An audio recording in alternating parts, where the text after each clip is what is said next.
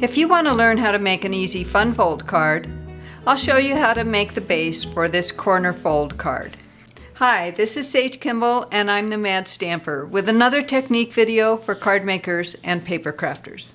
The corner fold card will really show off your artwork with style.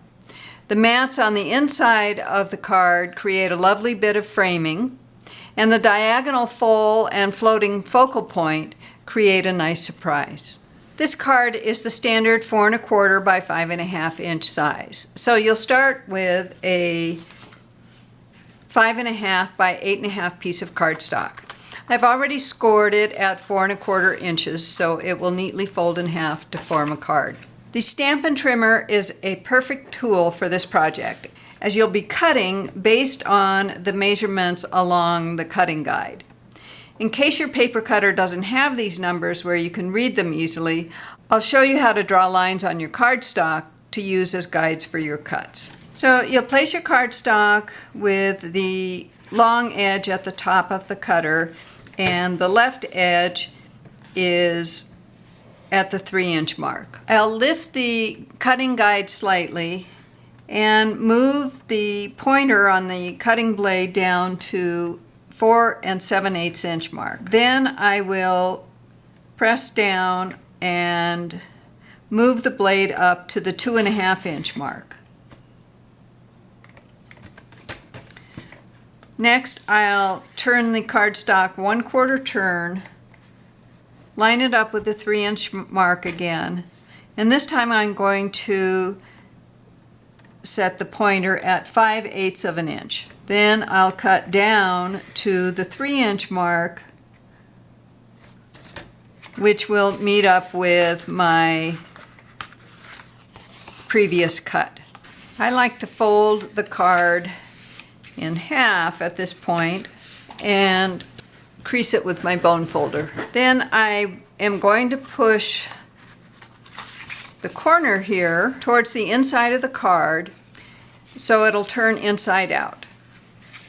But before I crease it, I want to make sure that the two cut edges are going to be parallel with the top and left edge of the card base. You have a little wiggle room with this, but if your cuts are too far off, you're going to have the square slanting one direction or another.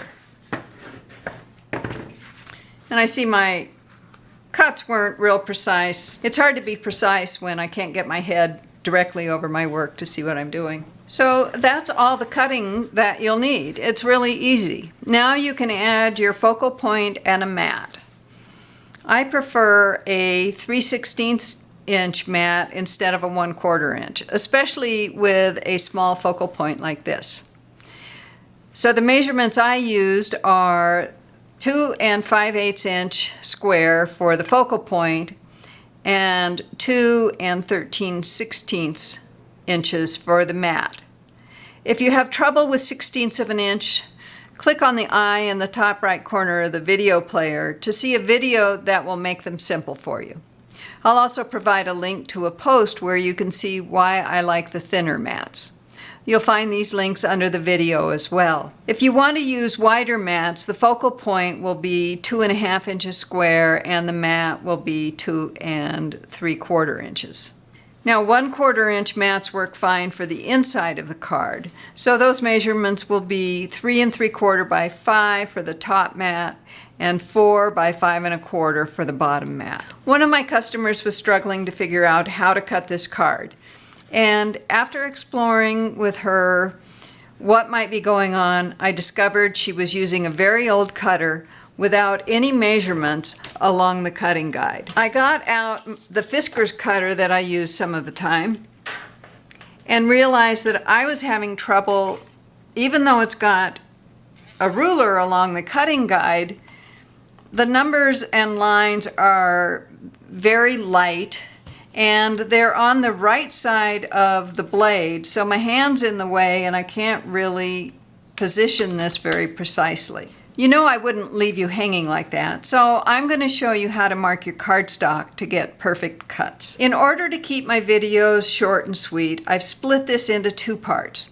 So if you have a cutter that doesn't have an easy way to read the measurements along the cutting guide, you'll find a link to the second part by clicking on the eye at the top of the video player, or use the link under the video. That's it. I hope you'll try making your own version of the corner fold card. You'll love it, and so will whoever you give the card to. Thanks for watching. Now it's your turn. Be sure to like this video, leave a comment, and share it with your friends. For more inspiration and instructions, be sure to sign up for my newsletter at www.stampingmadly.com. And don't miss another great video. Subscribe to the Mad Stamper YouTube channel by clicking on the subscribe button now.